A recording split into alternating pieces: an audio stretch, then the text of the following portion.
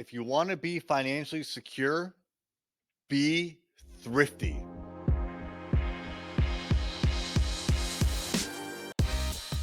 Hey there, it's Erik J. Olson. Yes, be thrifty. Actually, when I was a Boy Scout, that was one of the things that we said, be thrifty. And I guess I kind of took it to heart. I'm pretty thrifty. I would not say that I'm cheap, and I will spend money, especially when it comes to the business. But I will only spend money if it makes sense. The absolute last thing I will do is waste money.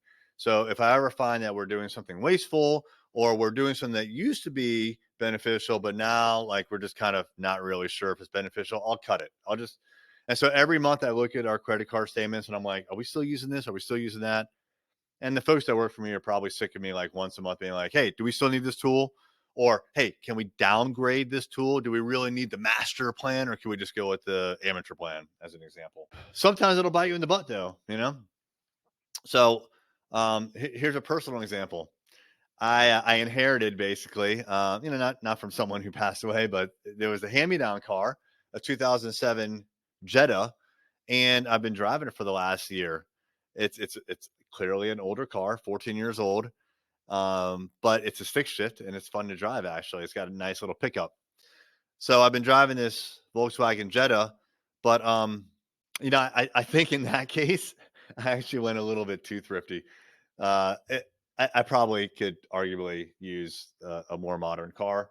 And now the AC is broken in the Jetta, and I have to choose. Like, do I want to put $1,100 or more into that 14-year-old car, or do I want to go buy a new car? I mean, a new car, you get anything reasonable, it's going to be at least $30,000, and probably more like $50,000 to $60,000. That's a lot of money to spend.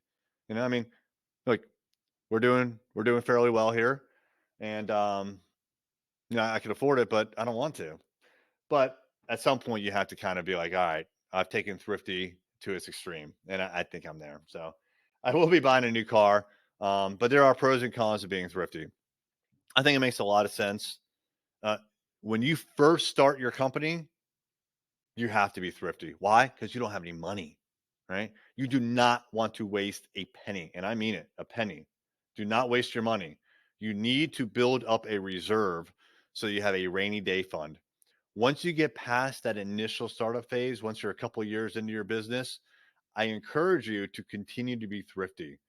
I'm not saying don't loosen up a little bit, but you need to you need cash. Cash is king. If you have cash, you can weather things like the coronavirus recession.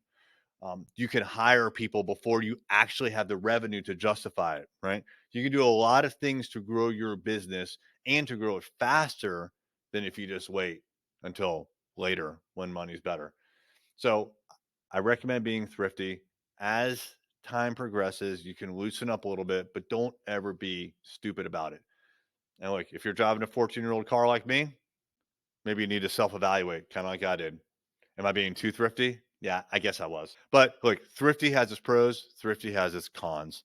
Again, I recommend be thrifty for as long as you can. Like, I would say the natural state is be thrifty, but then every once in a while, it's time to splurge. Hey there, it's Erik J. Olson. I wanted to let you know about my book, $1,000,000 Journey: How to Launch a Seven-Figure Business. This is the story of what it took for me to go from freelancer with no clients, no employees, no revenue, to growing a $1,000,000 business. It took me 8 years and I made a lot of mistakes. And all of those mistakes, and more importantly, lessons learned, are in this book.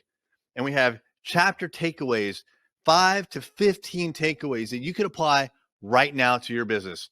Check it out on Amazon, $1,000,000 Journey by me, Erik J. Olson.